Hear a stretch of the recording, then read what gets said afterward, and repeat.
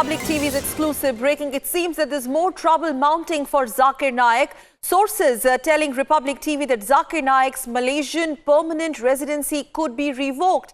Having said that, a group of Malaysian human rights activists have filed a case against Naik in the Kuala Lumpur High Court. Plea, in fact, has been filed to revoke Naik's permanent residency. Remember, Republic TV's deputy editor, Shavan Sain, who joins me in the studio, is breaking this story big on Republic TV. Extremely critical, more trouble for Zakir Naik. But just for our viewers to know, Shavan, what does this mean? More details.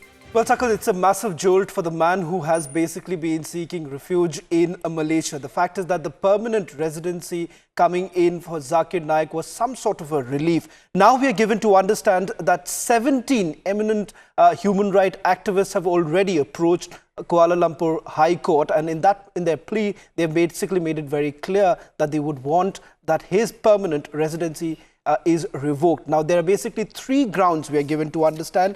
First ground is that Zakir Naik is a threat to national security. And Sakal, important to point out, this is exactly what the Indian government has also been saying, that Zakir Naik is a threat to national security. Second... Okay, we'll continue talking, but I want you to talk to Arun Duraiswamy, Shavan. He's the Malaysian activist who's joining us on phone line. Sir, we've actually got information with regards to Zakir Naik that human rights in Malaysia have now approached the Kuala Lumpur High Court, basically asking for a revocation of the permanent residency. How do you essentially look at this? Actually, I think we've lost that phone line with him. Shavan will continue to get Arun Duraiswamy. Meanwhile, you were telling our viewers about this breaking story. Well, there are essentially three important grounds. First, the fact that he is a threat to national security, exactly what the Indian government has to say. Secondly, cooperation between Malaysia and other countries would hamper if the permanent residency of Zakir Naik sticks on. And that's something that several countries, not just India, but countries like Singapore, have also argued that permanent residency given to Zakir Naik should be revoked. The third ground, what we are given to understand, is that he's not qualified to be a permanent resident of Malaysia. Three important grounds cited in that particular plea filed by the human rights activists, and not just one, Sakal. We're given to understand 17 human rights activists have already approached the Kuala Lumpur High Court. Now we're given to understand that the Malaysian government is also likely to respond. A counter affidavit has already been prepared. We still do not know the exact details as far as this counter affidavit is concerned, but it would be certainly very important given the fact that back-channel talks are already taking place between the Indian government as well as the Malaysian government. So it's going to be important to see where exactly Malaysia stands at a time when other countries have also been putting pressure on Malaysia, given the fact that you've already heard Singapore's Home Minister also making the same comment that Zakir Naik today is a threat to national security. Having said that, where is Zakir Naik? You know, there are a lot of speculations that he is in Malaysia, but if he's in Malaysia, then what is he doing in Malaysia? How is he moving in and around Malaysia when Malaysian government has made its stand amply clear? Shavan, or if he's traveling, or is he on a constant move? And if he's on a constant move, why is it so difficult to track or trace him? Well, as far as the Indian government is concerned, remember, what they're trying to do is get in touch with almost all the countries where Zakir Naik has been traveling. Last that we were given to understand that he was also in Philippines. Thereafterwards, we are being told that Malaysia is certainly a place where he was hoping that he would get some sort of support, because given the fact that he's got a large following in that particular belt.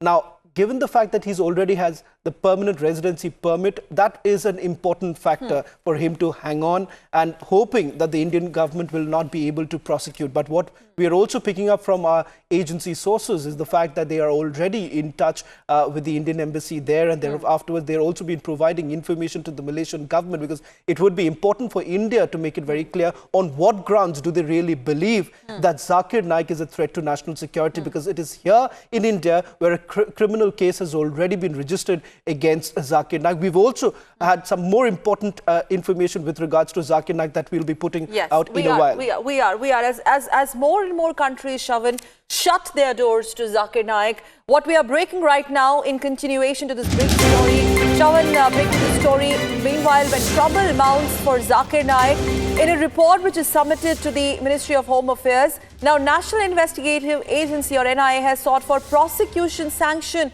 against Zakir Naik. MHA is likely to grant sanction in next few days.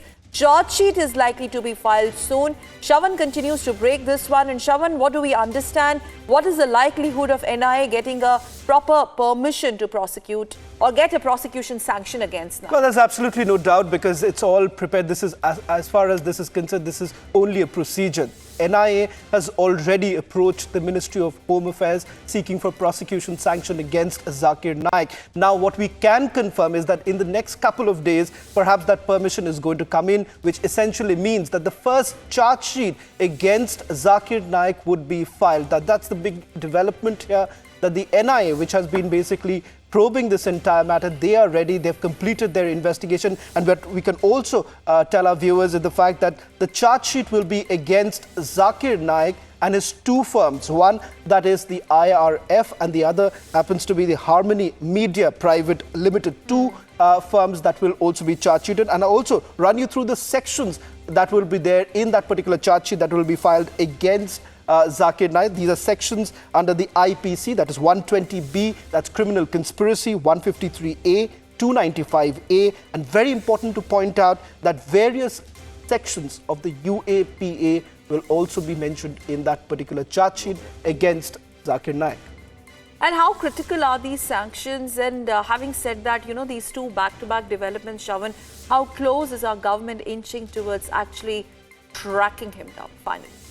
Well, as far as the NIA is concerned, Sakal, it's important to note that they had to build a case against Zakir Naik on the basis of what they found during their entire investigation. And what I can tell you is that you have Zakir Naik's own men admitting that this was a person who was actually inciting violence in India. The fact is that various speeches that he delivered in various parts of the country, they believe that they were inciting violence, and that is the reason why you're looking at a criminal case against Zakir Naik. For the government, it is going to be important because this is going to be it will act as a dossier against Zakir Naik, and that becomes very important because that would help at least India to present a case in front of other countries that look here, Zakir Naik is nothing but a threat to national security. So it's a double whammy for him, a double dent to him, if I may put it this way. The NIA seeking his prosecution, and also the Malaysian permanent residency that could be revoked. And you're also telling us many countries are coming forward. If you could, we can talk more about on those lines, like how Singapore and other countries have come forward to actually amply make it clear they're going to shut their doors to Zakir Naik, right? Well, Sakul, there's no doubt about the fact that the noose is tightening because given the fact on the one hand, you have a country like Malaysia where Zakir Naik was certainly hoping that it would be a safe haven for him, and he already had the permanent residency permit. That becomes very, very important. Now, when that is challenged, he's certainly going to, he'll have to at least rethink his entire strategy. Okay, we've got Pradeep Batra, who's the BJP convener, in fact, joining us on this story. Pradeep Batra, many thanks for talking to Republic TV. Just quickly, I want to know your viewpoint on these two big breaking. First, that Zakir Naik's Malaysian permanent residency could be revoked. That's what our deputy editor is breaking big. And also, NIA is moving ahead to seek a prosecution from the MHA when it comes to Zakir Naik. He seems to be in a big trouble now.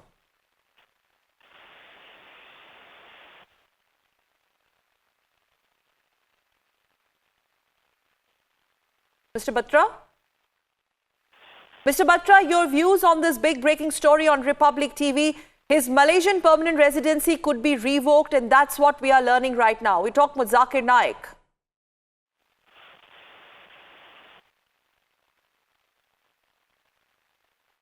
I think, Mr. Batra, if you could... All right, I think, Shravan, I think we've been very unlucky with the telephonic connections. We'll try and get back to Pradeep Batra, who is the Malaysian BJP convener. Meanwhile, let's continue talking about it in terms of, for a common man to really understand, he's a man who continues to be a big national security threat. And his links with Dawood, in fact, have also come to fore now. Well, that's right. More and more as the Indian agencies start probing the entire case, be it the Iqbal Kaskar case where Zakir Naik's name actually surfaced. You have his close aide, Amir Gazdar, whose statement, interestingly, Sakal, has already been recorded by the National Investigating Agency. Amir Gazdar has also admitted before the agencies that there was actually a meeting between him and Iqbal Kaskar, the right-hand man of Dawood in Mumbai, as far as real estate business is concerned. So one really cannot take away the fact that what was the meeting all about, and that is something that the agencies are probing right now. All right, we'll leave it there, but we'll continue the story in the future, in the day as well today, because this is really big. Republic TV breaking two big stories here. Shavan Sen telling us that Zakir Naik's Malaysian permanent residency could be revoked. What does it really mean for him? It means more and more trouble. Many thanks, Shavan. You're breaking that story on Republic. And this Wednesday afternoon, let's take a look at the other story.